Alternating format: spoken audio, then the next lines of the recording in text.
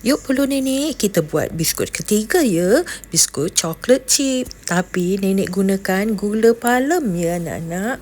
Yuk masuk dapur. Ikut nenek. Bake cookies. Masak sama-sama. Semua bahan nenek sudah timbang ya. Masuk dalam plastik. Dan masukkanlah baking soda ya anak-anak. Ke dalam plastik. Dan jangan lupa masukkan juga sedikit garam ya. Dan sudah boleh dikacau-kacau, okey? Ataupun guncang-guncang plastik tu ya. Jadi adunan dalam tu rata.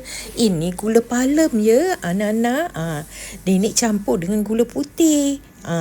Sudah boleh masukkan ke dalam butter ya, gula palem tu macam gula Melaka lah ya.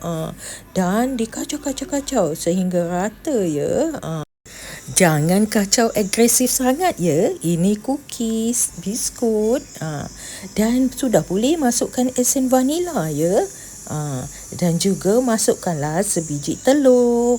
Sudah boleh dikacau. Kacau sehingga rata.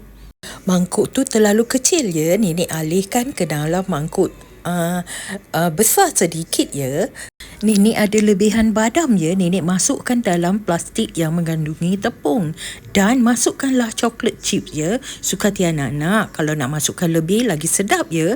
Dan digoncang-goncang plastik tu ya. Sudah boleh masukkan adunan tepung sedikit demi sedikit. Sambil dikacau rata. Perlu diingat ya, ini adunan cookies yang lembut, okey? Tekstur lain dari biskut yang diterap. Jangan lupa masukkanlah minyak ya. Minyak jagung. Kalau tak ada minyak jagung, minyak masak pun boleh. Minyak masak yang bersih ya anak-anak. Dan dikacau rata. Sudah boleh masukkan tepung sedikit demi sedikit. Sehingga habis ya anak-anak. Dikacau-kacau ya. Sehingga rata. Okey, adunan ni nampak berat sedikit ya. Nenek gunakan tangan ya untuk menguli adunan ni, okey? Dan habiskanlah tepung tu ya. Dan digaul-gaul sehingga rata. Begitulah bentuk cookies ini ya. Ia lembut, okey anak-anak. Tak sama dengan biskut terap biasa. Sudah boleh campurkan lagi coklat chip ya anak-anak. Kalau nak lagi sedap, okey. Lagi lebih coklat chip lagi sedap.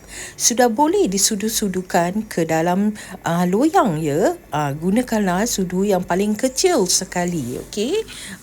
Setelah tu bolehlah dibulat-bulatkan. Bentuk bulat-bulat meninggi, okey. Jadi bila cookies tu dibakar cantik. Dan boleh bakar 170 selama 20 minit, okey. Alhamdulillah. Chocolate chips cookies sudah siap. Walaupun gunakan gula korek-korek ya, gula palem. Alhamdulillah.